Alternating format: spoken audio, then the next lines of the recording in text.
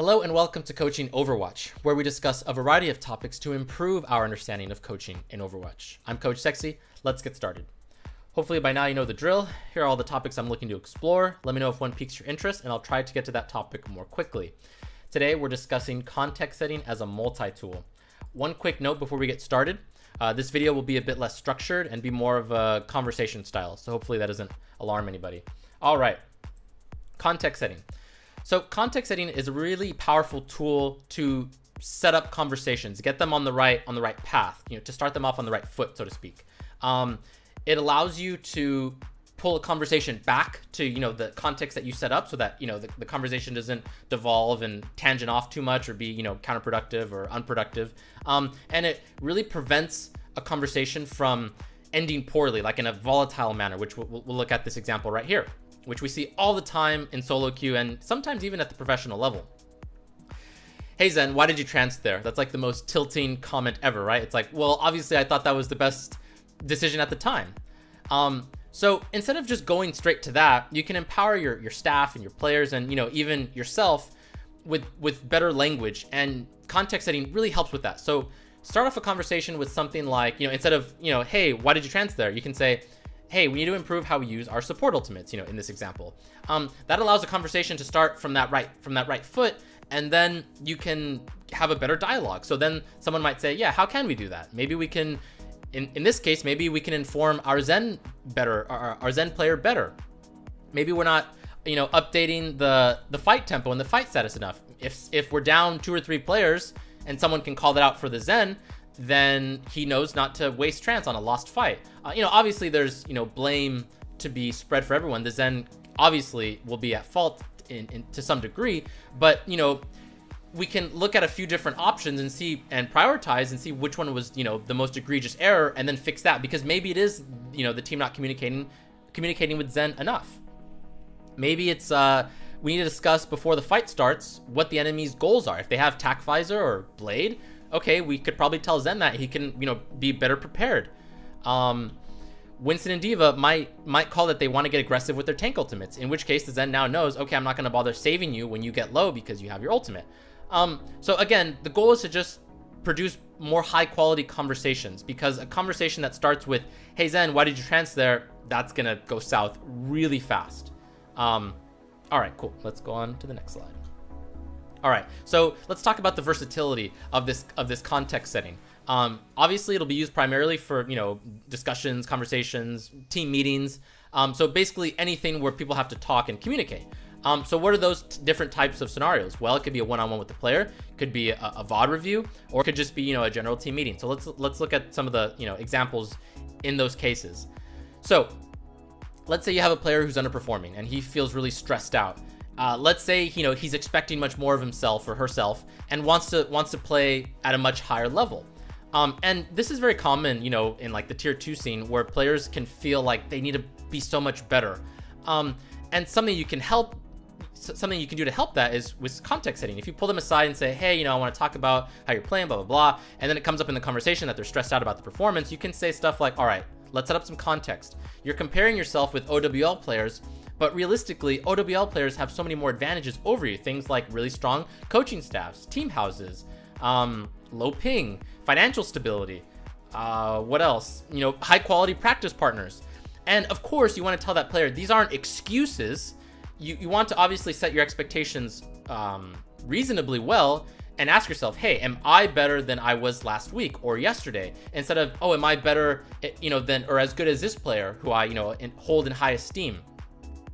And again, you can't just make excuses, right? You can't just be like, oh yeah, these are the reasons why they're better. Obviously, you have to hold yourself accountable, but that can relieve stress from a player so that they know, okay, yeah, I can play at that level.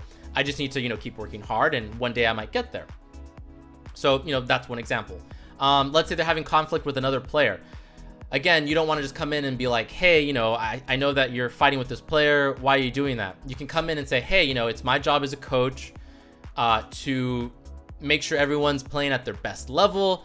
How can I help you with that? I noticed that you're colliding with this other player, and obviously I'm not doing my job well if that's happening. So how can I fix that? Help me help you kind of thing. Praise. Obviously, players need praise sometimes. You need to, as you know, as much as you need discipline, you need to be able to reward the good behavior and good actions. So, you know, again, you can pull that player aside and be like, you know, tell a story. Say, hey, you know, at this thing that you do, at X thing that you do, when I first came in, you know, you weren't doing too well, but over the last, you know, 2 weeks, you've improved well, and I've really seen you growing as a player, and I respect that, and I admire that, and I think you're doing a really good job. So instead of just saying, hey, you know, you did a good job, you can kind of give a little more context, tell a bit of a story, and that's gonna stick in their mind in a much more powerful manner, right? It's gonna do more good than just, hey, good job. All right, VOD review. Preparation. Obviously, this isn't a problem at the, well, I would imagine it's not a problem at the OWL level, but in contenders, preparation can be really difficult for coaching staff, because coaching staff can just be one person or maybe just two. So you can't expect that one person to do everything, especially if they have another job, which is the case of many contenders coaching staff members. So maybe you can give context to your players and say, hey guys, we prepared really well for this, so, you know, please pay attention to these things. Or you can say, hey guys, I haven't had time to look at this VOD, so let's do it together. In either of those cases, you're kind of priming the player to know how to react to your feedback. Because if you're not very prepared, they'll know that, and then they'll chime in more and help you out with the VOD review. Otherwise, they'll just be more attentive and pay attention, or be more attentive. All right, main topics of concern. Let's say you had some things that you wanted to point out in the VOD review and say, hey, we really need to work, you know, before it starts, you say, hey, before we do this VOD review, 2 things I want you to look out for are, you know, our ultimate usage and, you know, better techniques for hero swapping, right? Like better analysis techniques. And then boom, now your players know, okay, the majority of this conversation is or this VOD review is gonna be centered around those topics. And of course you can tangent, but then again, you can pull it back when you're tangenting too much. Scheduling.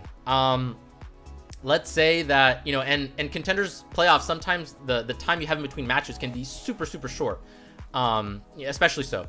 And so a lot of times you might have to tell your players, hey guys, you know, we have 1 day to prepare for this match because, you know, we just won our previous match.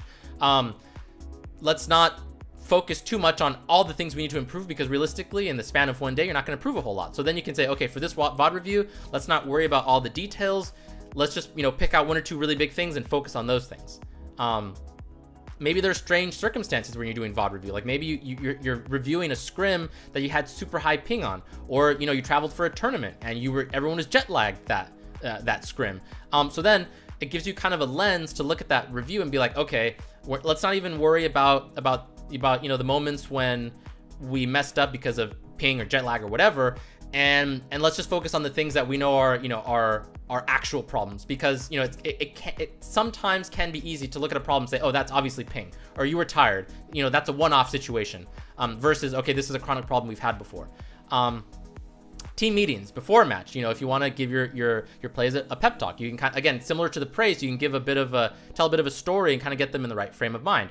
After a match, especially if they lost, you want to give them perspective and say, hey, you guys still improved at these things, that's really great. Maybe you're having a hard conversation with your players about staff or roster changes, and, you know, they're losing someone that they liked, or that, you know, maybe some of the players liked, or let's say that, you know, you're getting a new staff member they don't trust, or a new player they don't trust. Then that can be a bit, players can be a bit hesitant about that kind of thing. So you can kind of, you know, before just saying to the team, hey, you know, this new player's on our team, you can give a bit of context and say, hey, you know, we had to make this roster change because of XYZ. And so, you know, let's try to look at it through that lens, as opposed to, oh, you know, we're just changing up staff because of no reason. Because if you don't set up the context, they might not know why, and that's a bit dangerous. All right, so again, you want to start off all your conversations, most of your conversations, especially difficult ones, with context, and it's going to help a lot. All right, let's move on to the TLDR. Oops, wrong button. Okay, conclusion / TLDR. All right, so to summarize, if you can correctly start off a conversation, again, with context setting, it'll have a very profound and positive effect on how that conversation will, you know, develop and ultimately end. So please recognize that. It's really important. And if you don't do that, the alternative is, like, if you hide the context, or you just don't make everyone aware of it, because as the coach, you probably know more as the leader of the team than anybody else. You know all the little subtleties and nuances of the team and how people interact. it's more likely that that's the case, and therefore you can give a lot of crucial and critical insight that the players might not have or your staff might not have. So again, if you hide context, then it kind of puts everyone off. You want everyone to be on the same page, and you basically remove that ability when you do that. So yeah, you don't want to make it hard. You don't want to make conversations harder than they need to be, and this is going to help a lot. All right, so here is probably the most important part of this video. Context is a lens that gives a conversation purpose and keeps it focused. I think that kind of explains it by itself. So one last thing I want to mention is, for any difficult conversation, it's because in the examples I give in this video is mostly like subordinates, right? But even for peers and for superiors, this is still a really helpful tool. So don't think it's only, to talk to people that you're managing. You can go up and, lateral, and this tool is still super, super helpful. And again, you don't always have to start. Sorry, you can't only just use this tool for starting conversations. You can actually use it in the middle of a conversation to kind of recalibrate the conversation, so to speak. So awesome, cool. Hope this video was helpful. I'll link a transcription below. Until next time.